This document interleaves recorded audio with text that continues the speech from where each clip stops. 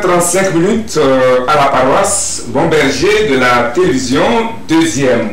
Même heure à la paroisse Christ-Roi d'Aditi-Copé et à la paroisse Saint-François-Xavier de Soutou-Bois. Bienvenue à toutes et à tous à cette 38e messe médiatique de l'année 2023. La 78e Assemblée Générale des Nations Unies tenue à New York, aux États-Unis, la rentrée scolaire 2023-2024, dans un contexte socialement et financièrement compliqué pour les parents d'élèves, le feuilleton de la pénurie du carburant et de la flambée des prix du carburant donc, et puis la flambée des prix du ciment, la hantise des élections régionales et législatives, voilà les chapitres au menu de l'évangile de cette messe, ce dimanche donc, 24 septembre 2023. Tout ça a égrené avec deux invités à mes côtés, et pas des moindres. Il s'agit de ma gauche vers la droite et dans l'ordre de leur arrivée, de Régis Posso Pendo Abalo, fils du premier synastre togolais, Abalo Kilizou, consultant en communication et puis conseiller municipal de la commune Soutou-Bois 1. À droite, vous le connaissez déjà, il est déjà passé par ici, un autre consultant. Lui, c'est Constant Len. Il est consultant en communication également. Techniquement, je suis servi par Djeril Guéda, c'est bien ça? Déjà appuyé par le doyen Amouzou Messan, et de l'autre côté pour la mise en orbite et la distribution des images sur vos petits ou grands écrans, tout dépend. C'est bien Alexandre Tchalim qui nous met en orbite. Moi, je m'appelle Eric Tanandé, le fils, le prince héritier de la Bina. À votre nom et à mon nom propre, je souhaite donc une chaleureuse et cordiale bienvenue aux co-célébrantes de cette messe. Bienvenue, chers invités. Régis, bonjour. Bonjour, Eric Tanandé. Merci d'avoir accepté consacrer ce dimanche précieux de ta semaine pour répondre à notre invitation. Avec bien sûr plaisir. Très bien. Constant Lemou, merci d'avoir accepté également répondre à notre invitation malgré le temps qui menace et malgré les circonstances, malgré les situations. Oui, nous on se dépasse toujours pour répondre aux attentes de l'audience. La TV2, bonjour Eric, bonjour Régis. Heureux de partager ce moment avec vous et avec les téléspectateurs. Merci à vous. Très bien.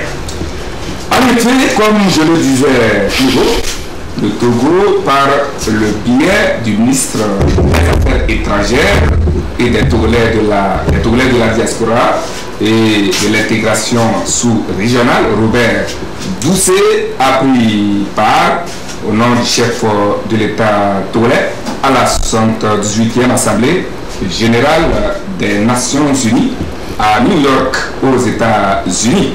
C'était le mardi 19 septembre 2023, dans un message très éloquent et de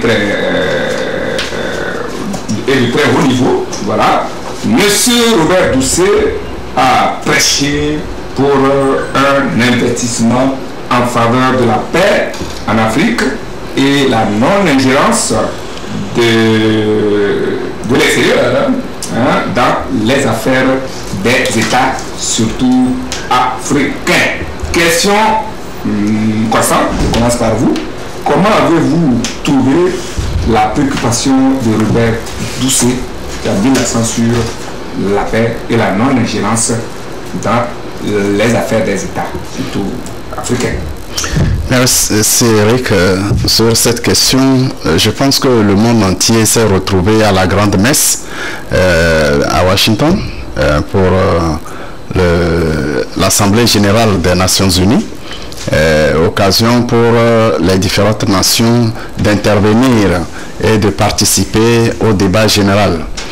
Alors, à cette occasion, le Togo a été représenté par le ministre des Affaires étrangères qui a lu le discours du président de la République, son Excellence M. Faure Sozomna Gnassingbé, qui a vraiment voulu montrer la position claire du Togo par rapport à la politique internationale, au maintien de la paix surtout, et à l'autodétermination, à la souveraineté des pays.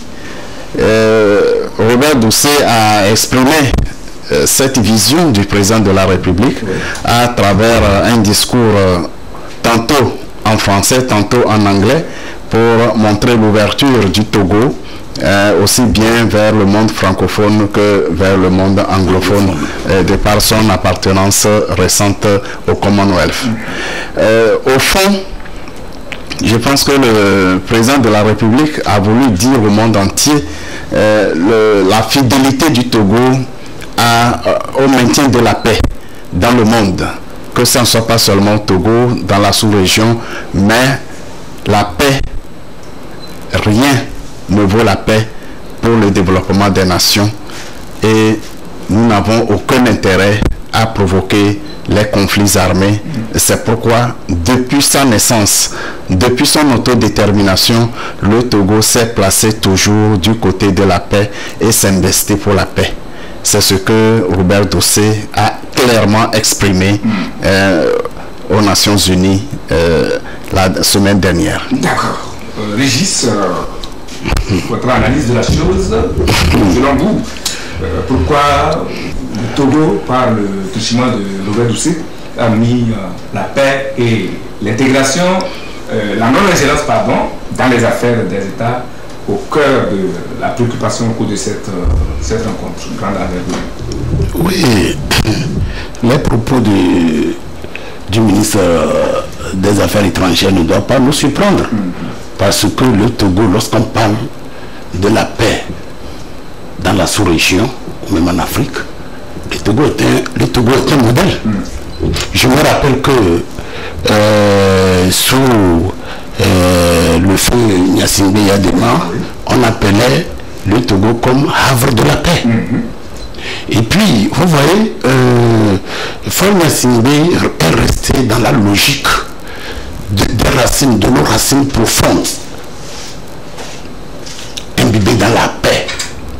Vous voyez que le fait Yadema quittait même, ici faisait des risques de voyage de nuit pour aller résoudre des problèmes, par exemple au Tchad. Aujourd'hui, quand vous allez au Tchad, Yadema est gravé dans leur mémoire, parce qu'il a pris des risques pour aller régler des problèmes là-bas. Vous voyez ce qui s'est passé dernièrement, comment l'appelle-t-on, avec cette histoire des mercenaires au Mali, oui. Les pieds et les mains que le chef de l'État togolais, son Excellence Faure Gnassingbé, a eu à faire pour pouvoir dénouer la crise et libérer ses militaires. Vous voyez? Bon, maintenant, il y a un grand homme, le feu Boigny, qui disait que la paix, ce n'est pas un slogan. La paix, c'est un comportement. Je pense que c'est ce comportement que le Togolais a toujours affiché pour donner les vraies valeurs de la paix. Je me rappelle que après, dans cette histoire de la crise nigérienne que nous avons traversée, tout ce que nous vivons tous, le chef de l'État togolais a montré que à tout prix, il faut chercher la paix. Quelles que soient les raisons, on ne doit pas régler le problème. On dit, on ne commet pas une erreur pour corriger une autre erreur. Si on trouve que les putschistes, c'était une erreur qu'ils ont commise, on ne doit pas commettre la même erreur pour corriger l'erreur. Ça veut dire que de façon diplomatique, il faut discuter, chercher comment renouer la crise. Mais qu'est-ce qu'ils pouvaient faire autour de tous ces pères qui étaient prêts à aller dévorer le Niger?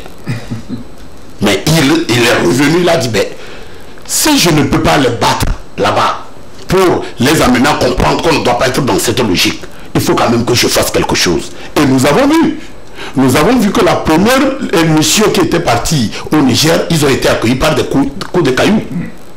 Mais quand Faure a fait le pas, il a utilisé les moyens de paix et il a fait le pas. La deuxième mission était bien accueillie. Donc ça veut dire que Robert Doucet n'a fait que exprimer le propre du Togolais, la paix. Donc je pense que nous ne devons pas être hypocrites par rapport à cela. Le chef de l'État togolais est resté toujours dans la logique, dans la dynamique de la paix que nous respirons ici au Togo. Je vous remercie. Constant, ça fait 78 ans, si je ne m'abuse, que donc cette organisation a vu le jour. Et chaque année, il y a des rencontres. Et pensez-vous que cette organisation a atteint ses objectifs, ou du moins a joué pleinement son rôle? Quand on sait que, comme Régis vient de le dire, c'est une organisation qui avait pour créneau d'instaurer la paix entre les États. Cette question, je vous la pose comme ça, et après, on pourra aller dans les détails. À l'heure où nous parlons, est-ce qu'on peut dire que l'ONU a atteint ses objectifs, la paix et puis la non-ingérence dans les affaires des autres États? Merci Eric pour cette question, une question bateau, hein, oui, comme on a l'habitude de les appeler. Effectivement, l'Organisation des Nations Unies a succédé à la Société des Nations, qui avait également pour objectif de maintenir la paix dans le monde après la Deuxième Guerre mondiale. Et cela, la SDN n'ayant pas abouti à éviter la Deuxième Guerre mondiale, eh bien, les nations se sont organisées à la fin de la Deuxième Guerre mondiale et ont mis sur place l'Organisation des Nations Unies qui doit rassembler tous les pays du monde et qui doit œuvrer pour le maintien de la paix et éviter la guerre. C'est vrai, au lendemain de la mise en place de l'ONU, et bien sûr au lendemain de la Deuxième Guerre mondiale, nous avons vécu la guerre froide qui a beaucoup duré, qui s'est manifestée dans le monde avec des conflits larvés, des puissances interposées dans des conflits locaux, un peu partout dans le monde, hein. Et puis les guerres de décolonisation, tout cela a jalonné la vie des Nations Unies au début de sa vie.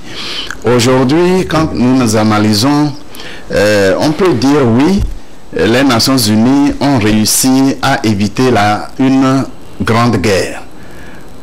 Nous n'avons pas vécu la Troisième Guerre mondiale. Oui. Le conflit armé n'a pas eu lieu de l'envergure mondiale. Le conflit mondial n'a pas eu, le troisième conflit mondial n'a pas eu lieu. Le Conseil de sécurité, qui est l'organe de maintien de la sécurité dans le monde et qui était incarné, ou qui est incarné encore par les vainqueurs de la Deuxième Guerre mondiale, notamment les États-Unis, la France, la Russie, l'Allemagne. Non, l'Allemagne n'a pas de Conseil de sécurité, c'est plutôt l'Angleterre, le Royaume-Uni. Donc l'ensemble de ces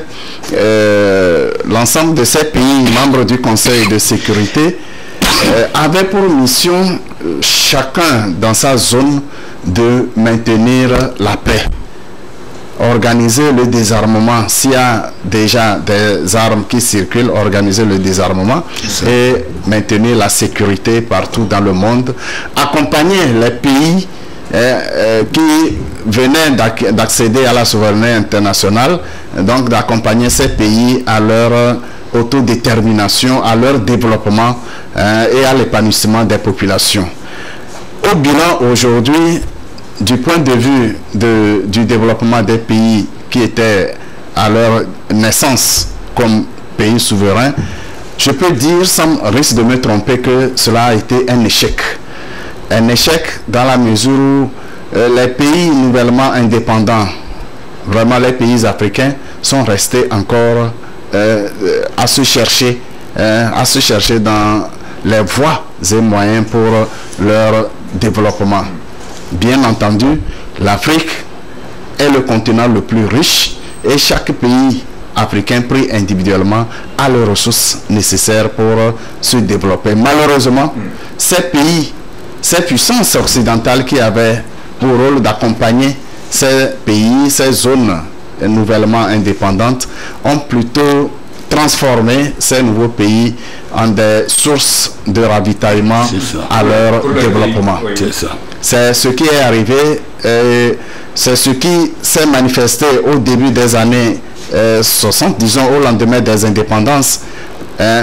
Tous les leaders africains qui avaient vraiment une vision pour le développement de leur pays et l'émancipation de l'Afrique ont été assassinés. C'est ça. Tous ont été assassinés. C'est ça. Et les Occidentaux ont fabriqué une classe. Les Occidentaux ont formé une classe qui devrait prendre les rênes des pays africains, mais bien sûr en garantissant le développement de l'Occident, en exploitant les richesses des pays africains au profit du développement de l'Occident. C'est ce qui s'est passé, disons, des années 70 jusqu'à nos jours.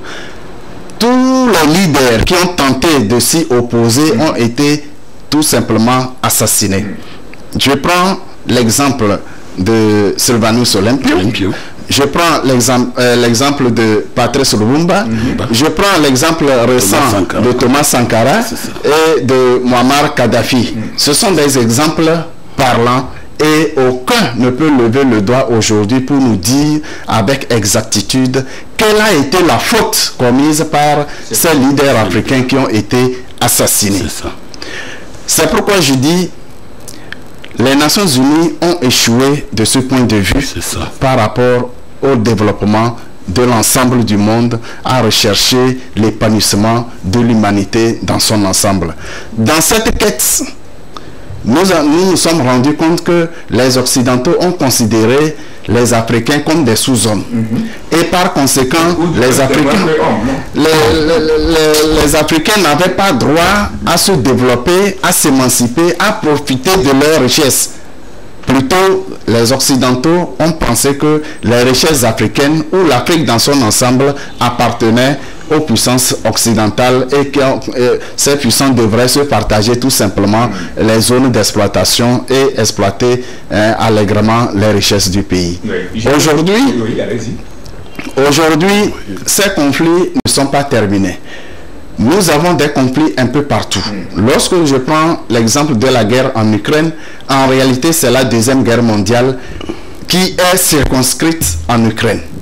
Parce que c'est le bloc Est incarné par la Russie et tout l'ensemble du bloc occidental qui combat la Russie sur le territoire de l'Ukraine. Malheureusement, Zelensky qui a servi le sol et le peuple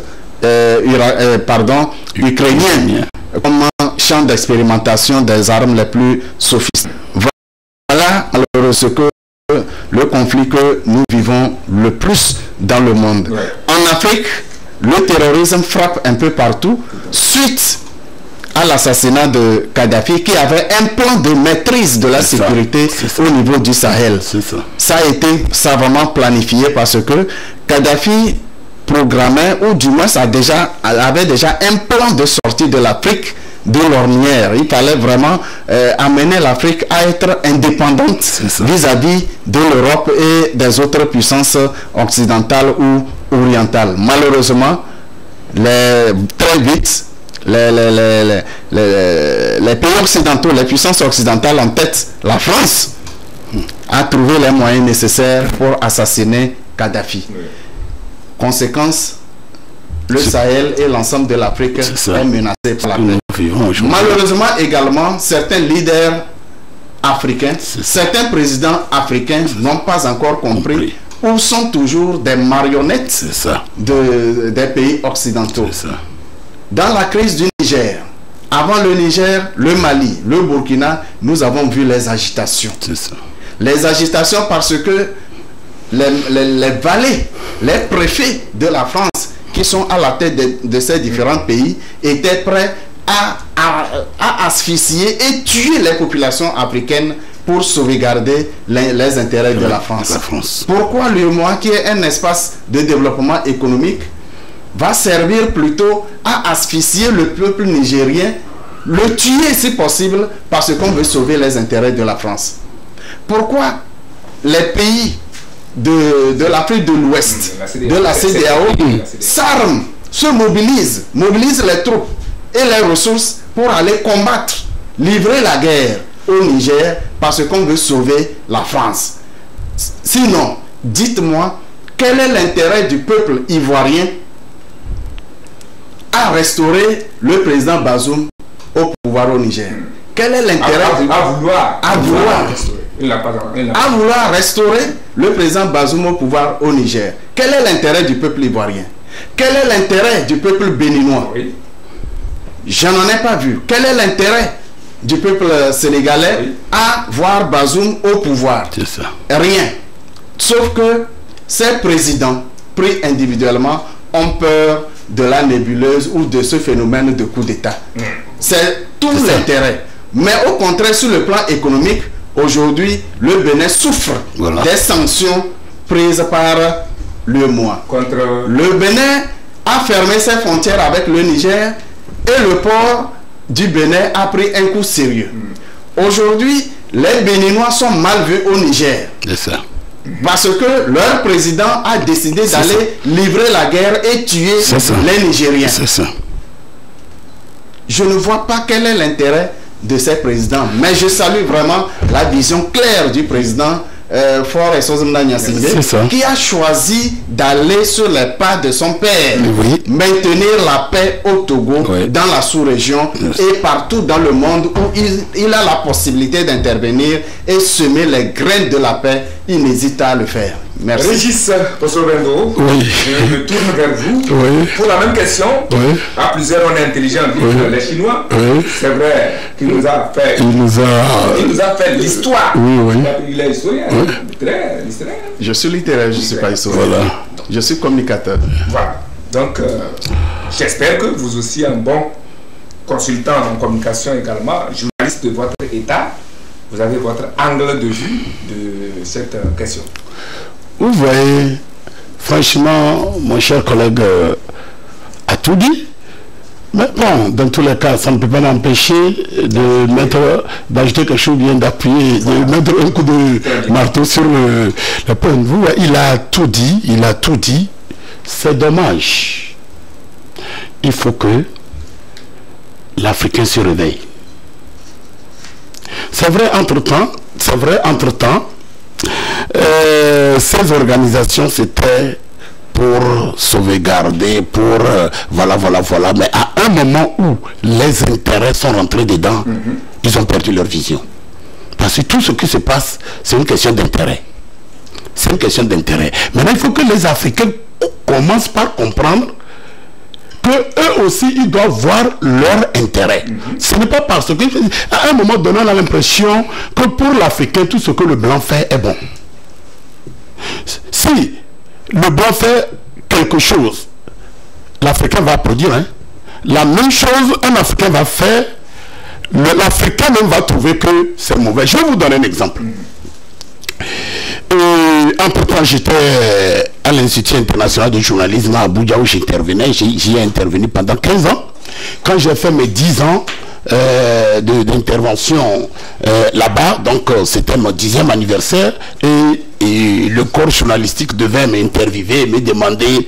Mais ils m'ont posé, c'était en 2005, ils m'ont posé la question juste après que le feu Yadema soit rappelé à Dieu et que Faure ait pris le pouvoir. on m'a posé la question, qu'est-ce que moi je dis en tant que journaliste et en tant que citoyen togolais, qu'est-ce que je dis du pouvoir chez moi où le père meurt et les pouvoirs sont transférés à son fils? Voilà des journalistes africains qui me posent la question. Je leur ai dit, mais vous, journalistes, vous me posez cette question? Front Gnassingbé, c'est un citoyen togolais.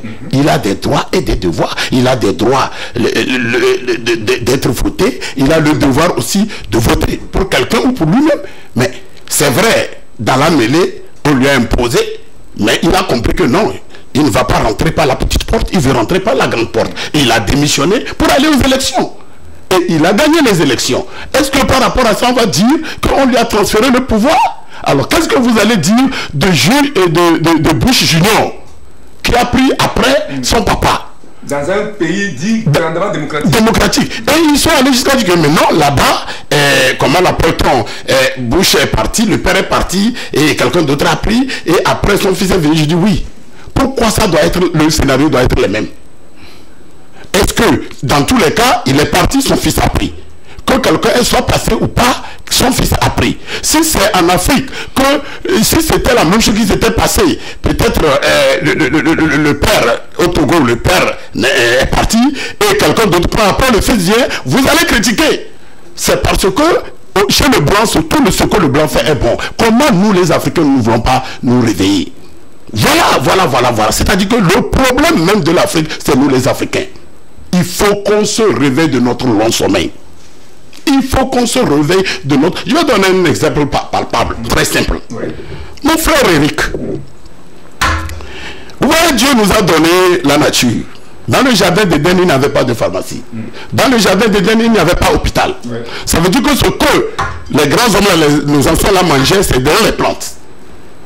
Et nous sommes d'accord que tous les médicaments qu'on nous fabrique, c'est à partir des plantes. Vous voyez? Aujourd'hui, le blanc nous dit... Quand on était petit, je me rappelle que nos parents avaient cette histoire de santé préventive. Oui. Tu n'as pas besoin de tomber malade avant que on te donne des tisanes pour boire et puis voilà, pour te tonifier autre. Voilà, aujourd'hui, le blanc nous dit qu'il ne faut pas boire de cette tisane parce qu'il y a question de poids, question de dos, tout ça là. Mais nos grands-parents, quand ils prenaient, on te donnait un gobelet de tisane, tu bois.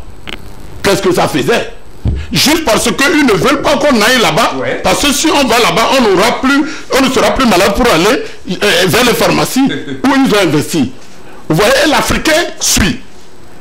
Vous voyez? Donc il y a l'Africain, nous avons toutes les richesses. Dieu nous a tout donné. Voilà un peu ce qui se passe au Niger. Je dis, vous avez parlé de l'ONU. Oui. Moi, je vais descendre plus bas pour dire que la CEDEAO a commencé par perdre la vision. Parce que les pères fondateurs de la CEDEAO, je vais parler du feu Gnassingbé Yadema et son homologue nigérien, c'était Yacoub Gowon. Ou bien Yacoub Gowon. Mais leur vision de la CEDEAO, c'est pas ce qu'on est en train de voir aujourd'hui. Comment on peut penser aller attaquer un frère, un pays voisin? Parce que s'il y a des putschistes qui ont fait un coup, c'est qu'il y a un problème. C'est qu'il y a un problème. Mais alors il faut chercher à diagnostiquer le problème, voir comment on peut résoudre. Pourquoi? Est-ce que aller tuer plusieurs, et puis asphyxier tout le peuple, asphyxier tout le peuple par cette histoire de, quoi vous appelez ça, comment suspension de quoi, asphyxier tout un pays et beaucoup d'autres pays. Le collègue a parlé du Bénin. J'ai écouté un Béninois qui a crié, il dit non, que Talon ne le nourrit pas, et que lui, c'est un transitaire, lui, il vit de ceci avec sa famille, voilà, depuis là, voilà. Comment on peut comprendre cela?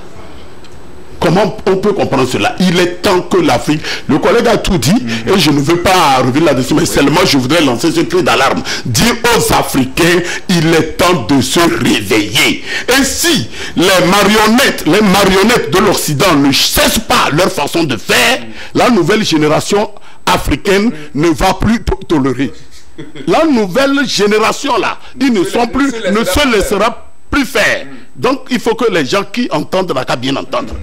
Il faut qu'ils changent d'être des marionnettes. Parce que la jeunesse a compris que ce n'est pas eux qui sont les problèmes, mais c'est ces Occidentaux leurs parrains là qui les manipulent et ils sont obligés de faire ce que ils sont obligés, pardon, et ils sont obligés d'asphyxier leur peuple. La jeunesse d'aujourd'hui n'est pas prête pour cela. Donc il faut que les gens comprennent qu'ils changent leur façon, qu'ils refusent d'être des marionnettes. Je continue dans la logique pour poser une dernière question à Constant.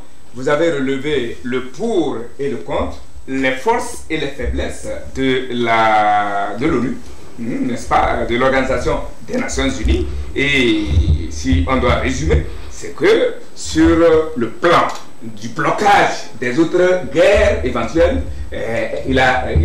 l'organisation a réussi, mais sur le plan de non-ingérence dans les affaires des autres États, surtout africains, comme l'a relevé bien Robert Doucet, il y a échec.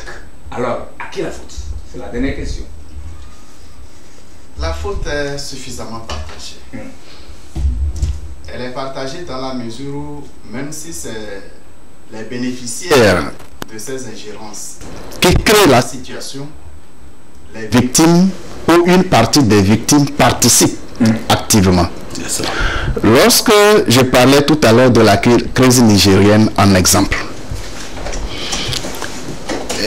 le coup d'État qui a eu lieu au Niger n'a touché aucun autre pays de l'espace UEMOA ou de la CEDEAO.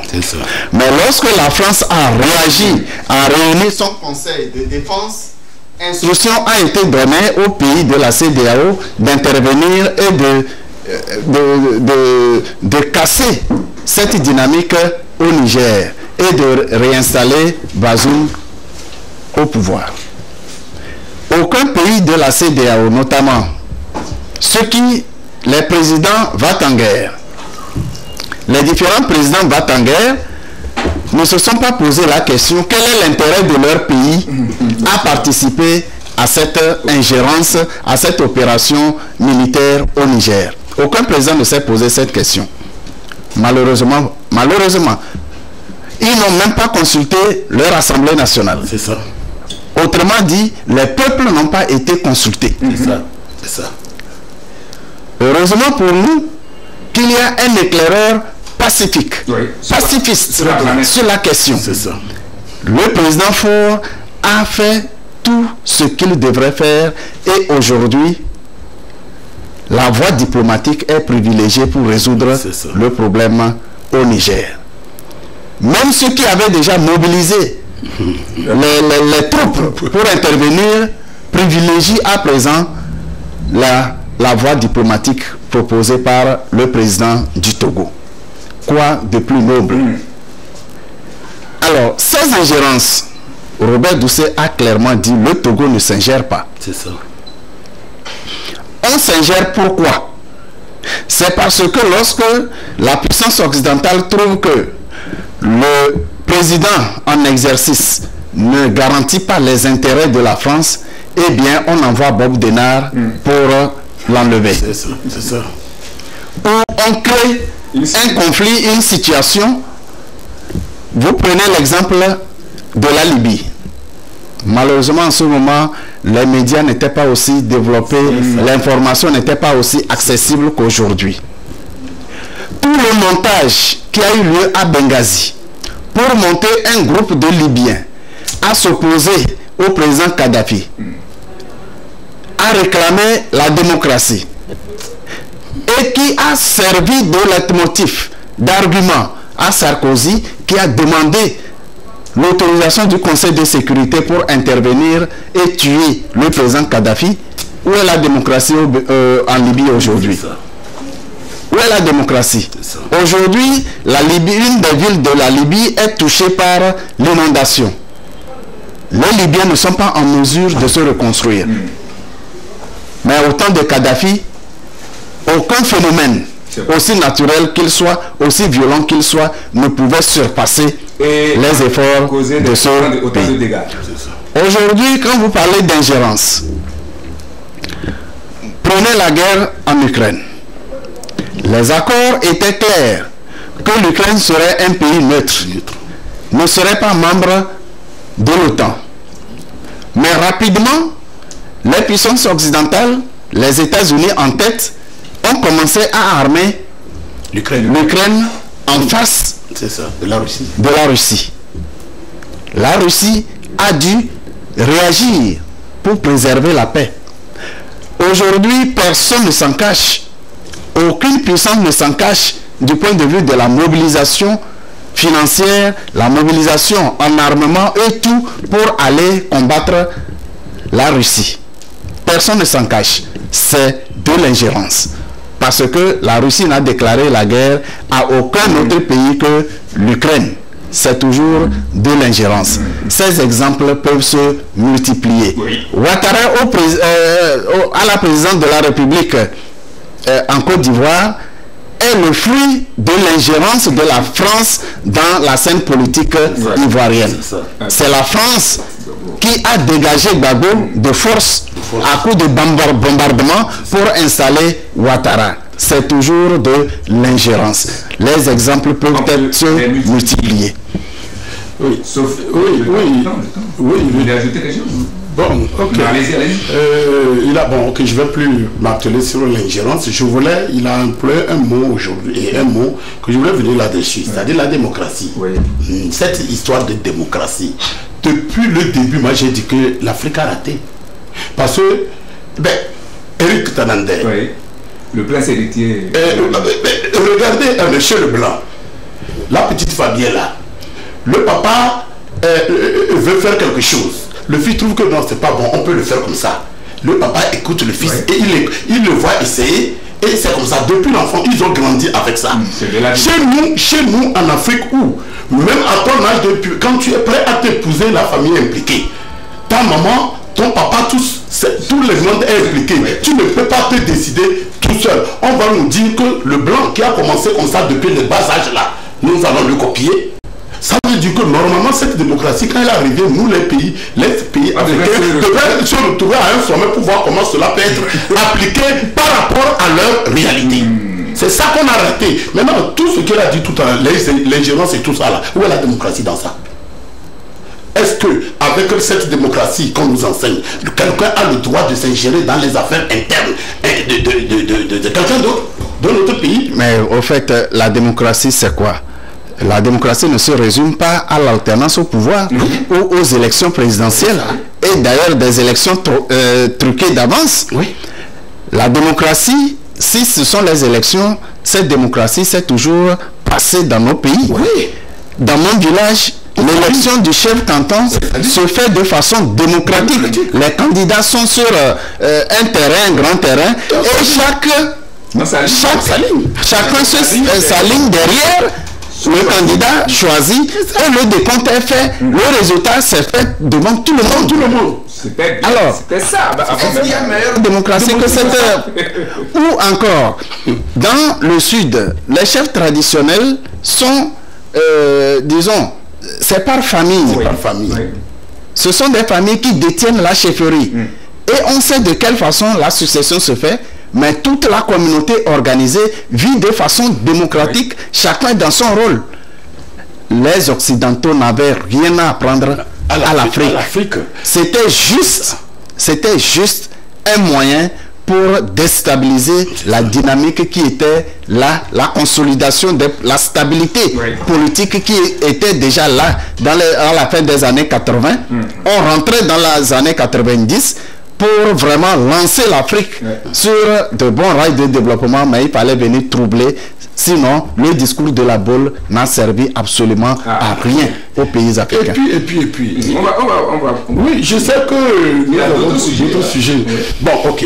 Pour la petite histoire, je pense que, vous voyez, peut-être la prochaine fois, nous allons peut-être qu'on n'ait pas beaucoup de choses. On est deux, par exemple, on prend le temps pour... Je me souviens que j'allais inscrire le seul chapitre à l'évangile. Mais comme j'ai déjà annoncé, il faut qu'on y aille. Sauf que ce que vous venez de dire... Peut-être dans les autres sujets, on ne va pas percer du temps. On ne va pas trop, parce que la régie là nous suit. Ce que vous venez de dire par rapport à la démocratie me rappelle cette pensée le titre de cet ouvrage de Axel Kabou qui demandait si l'Afrique refusait le développement. J'ai envie d'écrire un livre que je vais intituler et si l'Afrique refusait la démocratie. Dans moins de 24 heures, plus de 30 000 élèves du préscolaire au secondaire vont reprendre le chemin de l'école. En amont et à la faveur de la rentrée pédagogique, tout a été mis en œuvre pour une rentrée sereine et une année scolaire fructueuse. Le ministre des Enseignements et ses collaborateurs ont mis le paquet pour un enseignement de qualité, sauf que cette rentrée intervient dans un contexte de crise économique et sociale avec la pénurie du carburant qui n'a pas encore dit son dernier mot. Hier j'en ai vu dans 2 ou 3 stations encore, mais heureusement ce matin ça semble revenir dans l'ordre. Mokom nous avait on nous avait dit que ça allait, l'ordre est revenu, comme nous l'avait dit donc le ministre. Mais bon, ce n'est pas encore totalement ça. Ça vient progressivement. Ça vient progressivement, on salue Dieu. À cela s'ajoute le coût des fournitures. C'est ça. Qui est le coût même de la chose, les fournitures scolaires, à la montée exponentielle des frais scolaires dans les privés. Et ce n'est pas tout. Le prix du ciment. En tout cas, le ministre aussi a sorti pour démentir ça. On va voir si ce démenti a vraiment un coût. S'il n'y a pas des gens qui se cachent quelque part pour faire de la surenchère. Alors, Constant, ou bien oui, je vais prendre la parole. Voilà. Comment entrevoyez-vous cette rentrée dans un contexte bien, avant de dire quoi que ce soit, je voudrais donner un carton vert au ministre Kokoroko Doji pour ces différentes réformes qu'il a portées, et vraiment ça a apporté une touche spéciale dans l'éducation, et chapeau à lui. Maintenant, concernant cette rentrée, vraiment c'est dommage. C'est dommage. À des moments, je me demande si vraiment les collaborateurs du chef de l'État sont vraiment dans la vision du chef de l'État. Parce que c'est comme si à des moments, ils lui mettent de l'entorse, ils lui mettent des obstacles. Parce qu'il vous a mis là-bas et vous devez faire ce qui est bon et lui rendre compte. Il ne peut pas encore avoir les yeux là-bas. Comment on peut... Vous avez parlé du prix de carburant et de carburant. Il y a un autre aspect, les casques. Il y a un autre aspect, cette histoire de casque, oui, parce que, vous voyez, la rentrée vient avec l'augmentation des prix des fournitures, la pénurie de carburant, et cette histoire de ciment qu'ils sont en train de démentir. Mais un parent qui a 3 enfants, qui doit prendre les aides à des différents établissements, doit être en mesure de chercher 3 différents casques. Vous voyez un peu ce que... Oui, 3 différents casques. Vous voyez un peu ce qui est en train de se passer. Puis pourquoi c'est bien. Le casque et autres, c'est pour la sécurité. Ça, c'est salutaire. Mais pourquoi ne pas le faire après cette rentrée, étudier cela, et puis, au même moment, lorsque vous voulez parler de quelque chose comme ça, faire une subvention et mettre les casques subventionnés sur le marché à moindre coût, pour que vraiment ça puisse accompagner. Voilà, je pense que quand vous entendez vous rentrer dans les familles et les gens se plaignent, nous sommes dans la masse. Je suis en train de voir quel sera le décor demain dans les rues et dans les salles de classe. Donc, les casques vont s'ajouter aux fournitures scolaires. Non, les casques doivent s'ajouter aux fournitures scolaires. Ça, c'est clair. Maintenant, les fournitures, les prix, ce n'est pas possible. Pourquoi? Les Lumisco qui ont disparu, pourquoi? Lorsqu'on fait des réformes, on doit faire des réformes pour enlever écarter ce qui n'est pas bon. Ou bien, parce que ce n'est pas parce que quelqu'un faisait quelque chose, moi je suis venu, je vais changer, même ce qui est bon là, on casse là. Les Musco essayaient c'était vraiment du salut pour les parents. C'est tout côté livre. Le côté livre, les prix étaient abordables. Pourquoi l'État togolais ne peut pas subventionner les fournitures à chaque rentrée? Pourquoi l'État togolais ne peut pas subventionner? Ça doit faire partie aussi du projet social de notre champion. Parce que je sais. Voilà, et puis, entre-temps, au fait, c'est ce que les ministres dans son domaine doivent réfléchir et lui apporter comme proposition. Les ministres de l'éducation, par exemple, pouvaient apporter au chef de l'État cette proposition. Ah, ça serait bien qu'on subventionne les fournitures scolaires pour pouvoir alléger. Voilà des trucs qu'il peut faire pour apporter vraiment. Bon, je voulais savoir s'il l'a fait ou il ne l'a pas fait. Bon, ça à le savoir. Nous allons le dire. Et s'il l'a fait, il nous dira que mais je l'ai fait. Maintenant, on va voir à quel niveau ça n'a pas été appliqué. Je préfère m'arrêter ici pour que mon collègue parce que je vois des démangeaisons dans ça. Oui, cette question vous intéresse également. Lui, il a parlé, vous avez écouté. Et j'avais parlé aussi de la montée exponentielle des écolages dans les privés et autres. Comment entrevoyez-vous cette situation? Eh bien, en ce moment de vie chère et de mort facile. Concernant le port de casque, c'est une mesure sécuritaire. Mon frère Régis ne me démentirait pas. Il suffit d'un accident tout à l'heure et quand vous arrivez à l'hôpital, les premières analyses pour s'assurer du degré de traumatisme coûtent plus cher que le prix d'un casque. S'il faut amener le blessé à la radio pour voir le degré de traumatisme, le coût de l'analyse radiologique, on ne va pas au traitement. L'analyse seulement radiologique coûte plus cher qu'un casque. Alors c'est une mesure sécuritaire pour nos enfants.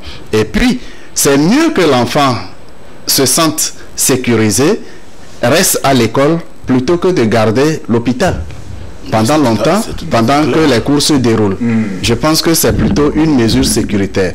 Je suis d'accord s'il y avait la possibilité de subventionner le prix du casque, ça soulagerait les parents. Également, la libéralisation de la vente des fournitures scolaires a laissé une sorte de spéculation. Parce que chaque vendeur dit ça dépend du coût auquel j'ai acquis le stock et je dois récupérer mon argent. Vous ne pouvez pas lui démentir cela. Alors, c'est une question de libéralisme économique.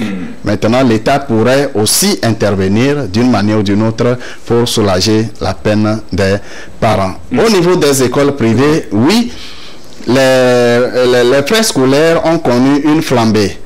Parce que la qualité a un prix. Attention, parce que parmi les mesures que le président, le ministre, en application de la vision du président de la République, parmi les différentes mesures prises pour améliorer la qualité, il fallait s'assurer que les enseignants qui ont en charge les élèves dans les privés sont des enseignants bien formés, de qualité. Et la qualité a un prix. On ne peut pas recruter un enseignant titulaire d'une formation professionnelle, le cas par exemple, et le payer moins que le SMIC. C'est pourquoi le ministre a demandé que le salaire dans les privés soit au minimum le SMIC, au minimum. Alors, les fondateurs des écoles ne peuvent pas assurer ce niveau de salaire si les frais scolaires ne sont pas conséquents. Donc, ceci explique pourquoi cette flambée relative, une flambée relative des frais d'études, des frais scolaires dans le privé. Mais rassurez-vous, le ministre a un œil sur cette augmentation-là. Il y a un niveau à ne pas dépasser. Il y a un niveau à ne pas dépasser. Et dans l'ensemble, quand j'ai jeté un petit coup d'œil sur les frais scolaires des différentes écoles privées que je connais et qui m'entourent, je pense que la fourchette est respectée.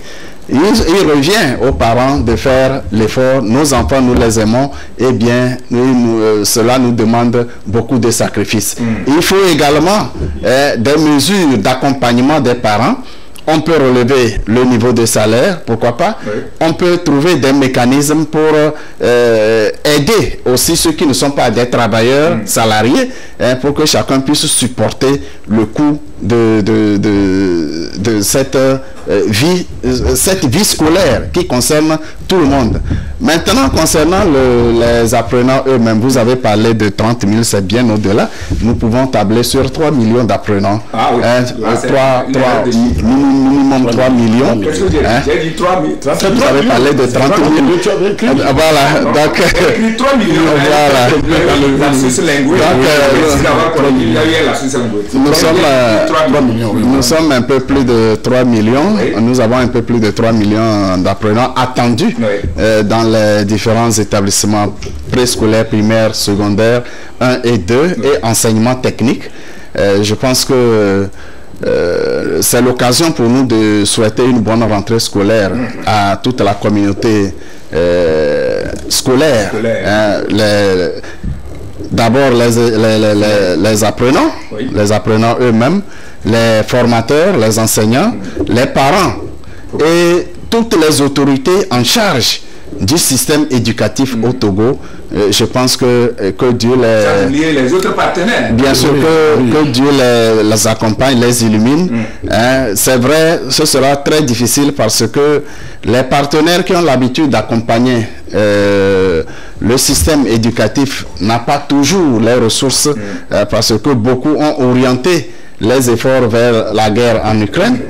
Donc, ces pays qui nous font un petit retour sur ce qui nous exploite, ces pays qui nous font un petit retour ne veulent plus continuer dans ce sens parce qu'ils investissent énormément dans la guerre en Ukraine. Nous ferons avec... On pourra revenir sur cette question. Oui, je voudrais rectifier quelque chose. Quand mon collègue a parlé, ce n'est pas que je ne suis pas d'accord qu'il y ait des mesures sécuritaires. J'ai salué cela. Je dis que cela pouvait venir un peu après la rentrée. Parce que les parents auraient fait face à la rentrée et progressivement. Parce que quand tout vient en même temps, c'est comme on est en train de mettre du poids. Voilà, c'est ce que j'étais en train de dire. Et puis, bon, nous avons, il a parlé, on pouvait augmenter les SMIC, on pouvait faire tout ça là. Le problème, c'est qu'il y a une autre couche qui en souffre terriblement. Les paysans. Les paysans, quand on va augmenter le salaire, le paysan, on n'augmente pas, il n'a pas un salaire qu'on va augmenter. Oui, c'est pourquoi je parlais d'un mécanisme pour accompagner ceux qui ne sont pas des travailleurs salariés. Donc il faut vraiment que on réfléchisse sérieusement.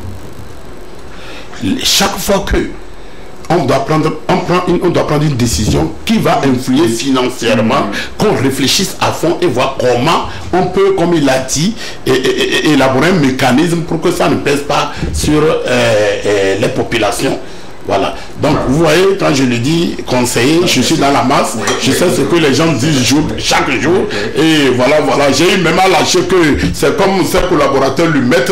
voilà, c'est ce que les gens disent à la base. Donc il fallait quand même que je lâche ça, mais bien sûr que j'ai pris la différence pour leur expliquer, mais au fait, voilà, mais il faut que je lâche ça pour qu'ils comprennent que leur conseiller là quand même les écoute. Voilà, je vous remercie. Oui, mais au-delà, c'est une très bonne chose que vous êtes un conseiller, en principe. Le cours primaire, préscolaire primaire, est du ressort des communes. Alors, heureusement, le pouvoir est désormais décentralisé et vous pouvez, chacun dans sa commune, prendre des mesures selon les manifestations concrètes des difficultés auxquelles les parents sont confrontés pour scolariser les enfants. Je pense que vous êtes très bien placé pour réagir et répondre aux interrogations de ceux qui sont inquiets, ceux qui sont en difficulté. Voilà. Là-dessus, on peut quand même saluer le bon sens de certaines bonnes volontés, comme le Parti Uni, et certaines organisations et associations, et même le chef de l'État en personne, qui ont pensé aux enfants démunis, et qui ont offert des kits scolaires dans certains milieux tous les jours. Peut-être à l'heure où nous parlons, un cadre du parti ou d'un autre parti serait quelque part, ou une bonne volonté serait quelque part en train de distribuer. Et ce que j'ai apprécié, c'est que ces actions sont venues pour une fois cette année un peu tôt. Avant, c'est après la rentrée que les gens réalissaient. C'est une bonne chose. Et donc, vous allez constater demain à la rentrée que le décor va changer. Si cela est respecté, vous verrez d'abord toutes les têtes des enfants couvertes de casques. Oui. Et maintenant, à l'école, vous allez voir, soit devant les salles de classe, ou bien sous les tiroirs, ou sous le banc, des casques. C'est une autre fourniture qui est venue s'ajouter. Coloré. Ça peut causer ce qu'on appelle encombrement, mais c'est de bonne guerre. Encombrement utile. Oui, encombrement utile. C'est de bonne guerre. Si vous permettez, Eric, sur cette question de rentrée, très souvent, nous nous intéressons à la rentrée du système classique d'éducation. Nous oublions une grande frange de la jeunesse, la rentrée des apprentis dans les métiers. C'est ça. Au Togo, c'est près de 100 000 jeunes qui se lancent dans l'apprentissage chaque année, sauf que ce monde ne connaît pas un jour précis de rentrée. Tout dépend de l'ouverture du centre de formation, tout dépend de la disponibilité du maître d'apprentissage pour accueillir le jeune. Cette frange de la population est très importante parce que à très court terme, ce sont ceux qui participent à la construction du pays.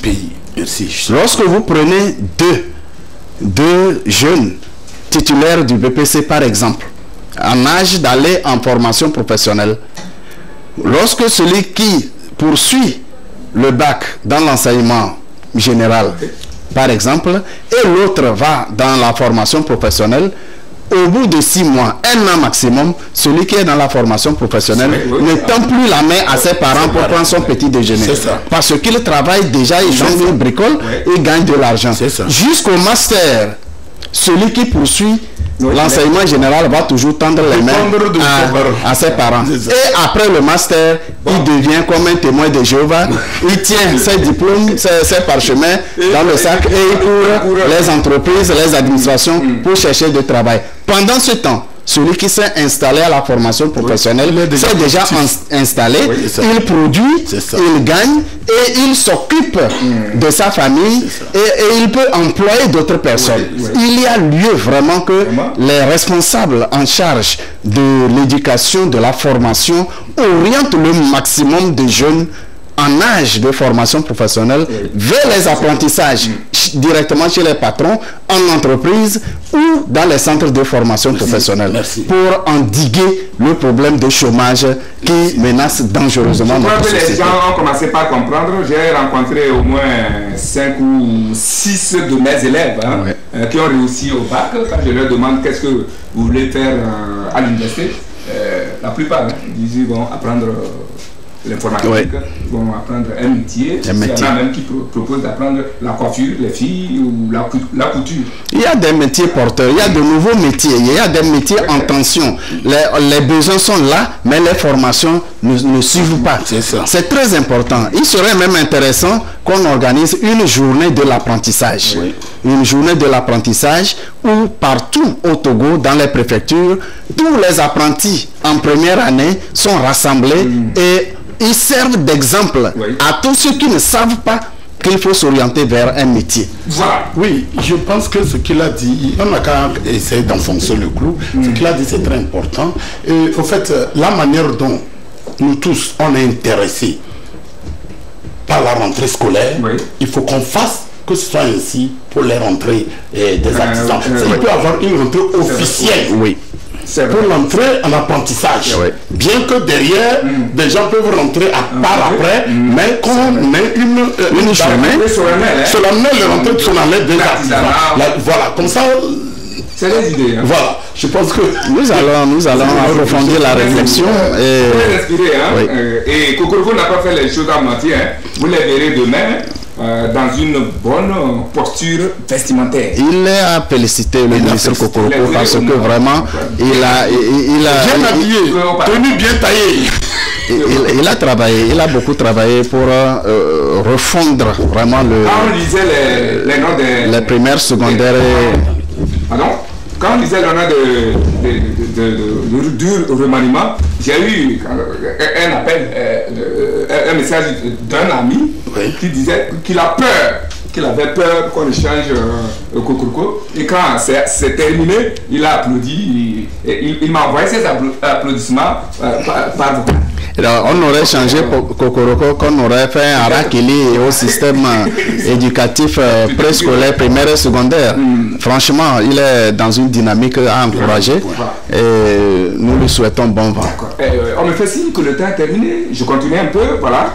Je le disais également plus haut, Régis, il y a une semaine, jour pour jour, bien sûr que les usagers des engins à moteur ont été surpris par un phénomène un peu ordinaire, et puis criade, la pénurie du carburant dans presque toutes les stations, sur l'étendue du territoire, et puis après, bon, voilà, ce qui devait se passer et ce qui devait arriver arriva. On ne va pas parler sur ce sujet parce qu'il est en train d'appartenir au passé, parce que tout est presque rentré dans l'ordre, mais pourquoi les raisons qu'on a évoquées, je ne sais pas si vous les avez suivies par rapport à cela, est-ce que ce sont des raisons qui pouvaient nous amener là? Bon, le bateau n'est pas arrivé à temps ou quelque chose comme ça. Bon, en tout cas. Bien, ils ont donné des raisons. Ou bien, ça veut dire qu'il y avait quand même des raisons justifiables. Ou bien, bon, alors est-ce qu'il faut tarder là-dessus puisque les choses sont en train de se normaliser. Il vaut mieux, puisqu'on est menacé par le temps, je ne sais pas. C'est mieux qu'on passe à l'auto-sujet. Je pense que c'est en train de se normaliser. On ne peut que souhaiter que ça se normalise encore. C'est une question réglée. C'est une question réglée. Chaque gestionnaire, chaque gérant de station doit s'approvisionner. En tout cas, même lorsqu'il n'y avait pas de retard de bateau, il y a des stations dont la gestion un peu calamiteuse ne garantit pas la permanence du carburant. Donc, c'est une question réglée. Ok, réglée, et nous souhaitons que ça n'arrive pas ou plus. Après l'affichage des listes, nous allons faire un peu la politique maintenant, à l'interne. Après l'affichage des listes électorales, après leur apurement, qui a mis fin donc à l'étape du fichier électoral. Que dit-on du reste du processus? Avez-vous les nouvelles des partis politiques? On vous passe la parole. C'est plutôt l'élu qui devrait mieux nous en parler. Néanmoins, étant citoyen attentif à ce qui se passe, aussi bien sur le plan économique, social et politique, nous savons que nous acheminons, notre pays s'achemine vers les échéances électorales. Nous avions entendu parler des élections régionales avant les législatives. Le cadre de concertation des partis politiques aurait retenu que ces élections soient couplées. Donc probablement on attend la fin du mandat du législatif, donc des actuels députés, pour coupler les deux élections. Dans cette dynamique, on ne peut convoquer l'électorat si le fichier électoral n'est pas prêt. La CENI ayant affiché les listes issues du recensement après les apurements, les plaintes éventuelles pour rayer des listes quelqu'un qui aurait été irrégulièrement inscrit, ainsi de suite. Les doublons. Désormais que cette opération a bouclé tout le circuit, le fichier électoral doit être déclaré prêt et le collège électoral peut être convoqué. Alors là, il revient aux politiques de s'entendre et au gouvernement de fixer les dates des prochaines élections et la nouvelle phase du processus la plus active va se poursuivre. Vous avez bien fait de passer cette question à M. Lemou. Maintenant, celle que je vais vous poser, c'est dans votre assiette. Pendant ce temps, que font les partis politiques? On dirait qu'ils sont en stand-by ou autant mort. On ne les sent pas. Merci. À part certains de l'opposition surtout, qui ont organisé quelques congrès. Et puis bon, on dirait que... En tout cas, oui, ben bon, peut-être que c'est parce qu'ils ont fait du bruit que vous avez entendu qu'ils ont... et il y a certains partis qui ont choisi de ne pas faire du bruit et travailler en sourdine. Et c'est ce qui se passe dans le grand parti UNIR où je milite, parce que je suis un conseiller comment l'appelle-t-on, du parti uni. Il y a un travail qui est en train d'être fait. Et comme il avait dit, il a fallu que ces élections soient couplées pour éviter vraiment des dépenses. Parce que chaque élection, ça attire des dépenses fallacieuses. Donc, lorsqu'on les couple, on économise. Donc, par rapport à ce nouveau système, il faut que les partis vraiment réfléchissent et voient comment ils peuvent vraiment voilà, se lancer dans ce processus. Sinon, un travail est en train d'être fait. Mais c'est vrai quand même que je déplore qu'au Togo ici, les partis politiques ont toujours travaillé en sapeur-pompier. Oui, c'est ce que j'ai constaté. Bon, j'ai fait la zone anglaise pendant plus de 15 ans et je vois comment ils sont toujours sur le terrain, ils préparent les choses. Nous, on attend, c'est vers la dernière minute que, allez, on commence, ça bouge un peu partout. Bon, peut-être c'est dans cette dynamique qu'ils sont toujours, mais je vous rassure que dans mon parti politique, un bon travail est en train d'être fait en sourdine. Et que vous aurez de nos nouvelles. Au moment venu, bien sûr. Monsieur Lamou, où en est le cas avec sa question de justice? Ça, c'est une curiosité. Entre-temps, oui, nous avons tous appris que les problèmes non réglés au sein du CAR au sujet de la succession du président fondateur Feu Agbouibo, donc ce processus n'ayant pas, les militants ne s'étant pas entendus pour former de commun accord un bureau, eh bien ils se sont retrouvés devant la justice. Je n'étant pas du CAR, je m'intéresse très peu à ce dossier. Ce qui est sûr, une fois introduit au niveau de la justice, toute la procédure est enclenchée. Chaque groupe du parti va suivre le dossier, préparer les arguments pour que, en fin de compte, ils puissent trouver le juste milieu. Nous regrettons tout simplement cet état de choses parce que un parti politique créé depuis les années 90, au début, l'un des premiers partis politiques, que la succession du fondateur soit difficile au point où ce parti se retrouve devant les tribunaux avant de pouvoir régler les problèmes, c'est assez déplorable. Vivement que les autres partis évitent cette situation. Voulez-vous prononcer sur ce sujet? Je ne voulais pas vous donner la parole par rapport à ce sujet. Vous êtes d'un autre parti, il ne vous appartient pas de porter. C'est bien, c'est normal. Parce qu'on doit se critiquer. D'accord. Peut-être que vous avez des conseils. À leur donner. C'est-à-dire qu'au fait, c'est justement ce phénomène de l'esprit d'intérêt qui mine à tous les niveaux. Parce que le fondateur n'est pas là. Qu'est-ce qui doit bloquer le processus des choses? C'est les jeux d'intérêt. Peut-être des gens ne sont pas bien placés pour prendre la relève, mais ils veulent que ce soit eux. Ceux-là qui sont bien placés pour prendre la relève, on trouve des raisons pour les écarter. C'est ce qui tue l'Africain. C'est ça le problème. Il faut que cet état des choses se corrige autrement. C'est pourquoi en fait j'avais dit que cette histoire de démocratie dont on a parlé, c'est parce qu'on veut copier intégralement ce qui se passe au niveau de l'Occident là-bas, alors qu'ils ont des réalités différentes que nous, nos réalités. Alors, comme on a transporté, ça va toujours nous rattraper à tout moment, à tous les niveaux. Et à tous les niveaux. Voilà ce qui se passe. Ok, merci. C'est sur ce vieux constaté du cas que prend fait la messe de ce dimanche 24 septembre 2023. Il ne nous reste qu'à vous dire merci pour votre fidèle attention. Merci surtout à mes frères ici présents. Conseiller Postobendo Régis Abalo. Il est consultant en communication. Et puis Constant Lemou, également consultant en communication, qui m'ont aidé à modérer cette messe. Aujourd'hui, Djelil Djeda a assuré le cadrage. De l'autre côté, c'est bien Alexandre Tchaïm qui nous a porté main forte. Moi, vous me connaissez bien, l'enfant commandant d'acier, Eric Panander. Nous souhaitons ici, tout le plateau par ma voix et toute l'équipe ici présente par ma voix, souhaite une bonne et heureuse année scolaire à tous les élèves et à tous les acteurs. Bonne rentrée à toutes et à tous.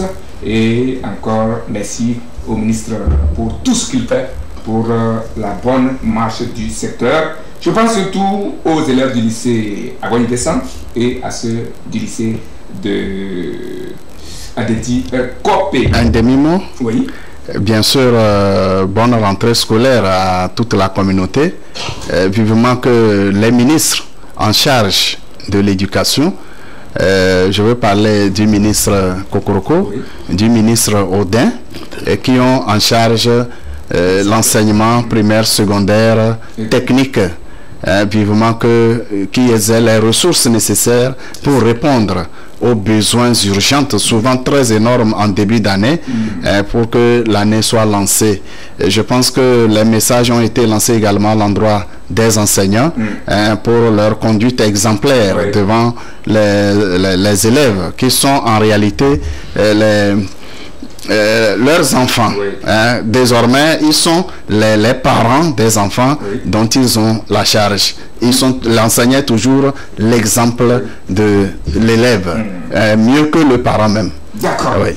Merci aussi à toutes les bonnes volontés qui ont mis la main à la poche pour équiper, ou moins, pour du moins fournir quelques articles scolaires à certains enfants démunis.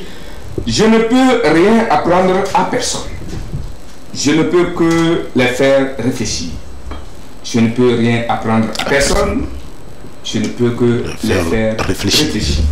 C'est de Socrate. Bonne méditation et à dimanche prochain. Merci.